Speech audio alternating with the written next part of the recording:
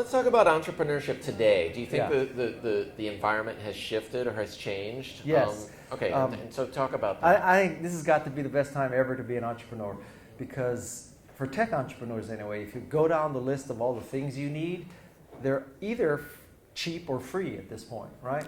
So tools are free. I mean, who buys tools anymore? Everything is a free tool.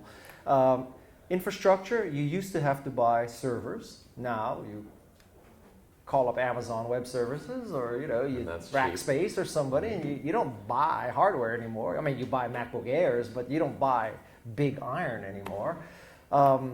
Most teams are virtual, so you need less commercial real estate.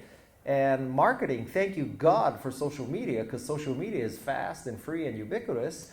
So, I would make the case that the more you spend on social media, the worse you do. So you should spend nothing on social media. So now we have free marketing, we have cheap infrastructure, we don't need much commercial real estate, the tools are free. And if you still need some money, we have these things called Kickstarter and Indiegogo. You don't need to suck up to venture capitalists anymore. Life is good. It's not going to get any better than this. Now, the downside of this is that any schmo can start a company. And so right? Every schmo does. Yeah, so every schmo does. But I would make the case that I would rather have a meritocracy where every schmo can try than a system where it depends on who you know to become an entrepreneur. Do you think there's still a geographic advantage to Silicon Valley, though? Yes and no. There is some advantage in that there's certainly critical mass of services and venture capitalists and the expectation of entrepreneurship. Also, I think what's really important here is that it is okay to fail in Silicon Valley. It might not be so okay to fail perhaps in Europe, right? Or in Asia. In Asia or Europe, if you fail, you kind of condemn your family for the next 3 generations. It's true, right? On the other hand, I mean, take France as an example where you can't send email on the weekends. In France, you could say, well, my father's uncle's sister's grandfather's grandfather's grandfather fought with Napoleon.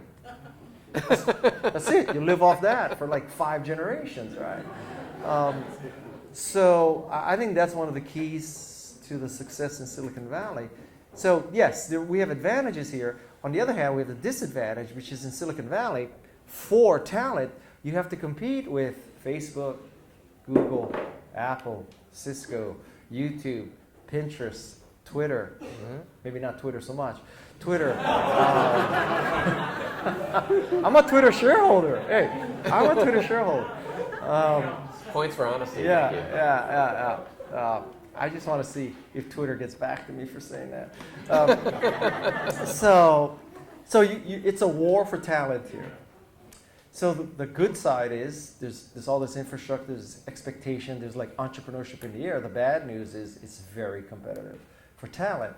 But my experience, and I go all over the world, that entrepreneurs are much more similar than they are different. And everywhere I go, they're almost, obviously languages are different and accents are different, but basically 2 guys in the garage, 2 gals in the garage, a guy and a gal in the garage, anywhere in the world, they're very, very similar. I just came back from a conference called Campus Party in Guadalajara, Mexico. Okay, get this. There were 20,000 high school students there, okay? Wow. And they took over something like Moscone, and they all had 2-person tents, pop-up tents. So they slept in tents, and they brought in these portable showers and portable sinks, and 20,000 high school students did that. And then you come to Stanford, and they're like all these Stanford entrepreneurs, and they got to have like gigabit Ethernet to their room, and they need to have ping pong tables, and they need sand volleyball, and they need mentors, and they need healthy snacks. Right. They need vegan, non-GMO snacks. And these 20,000 students are in Guadalajara in tents, and I'm like, any one of them could kick Donald Trump's ass, and it's just I was just so happy to see that. I mean, we should build a wall around America to, keep us out of there. I mean, anyway, don't get me started on it. You want to know how I really feel? Let's talk about the international aspect, because the crowd is so international, and we've already started talking about that a bit. In terms of international marketing or going global or going international, do you have any observations or lessons or things that you learned while you in the course of your career? I work for Canva. Canva started off in Australia, English version. Now it's in 9 languages. And again, other than this language issue, I really think people are more similar than ever. They have similar desires, similar needs.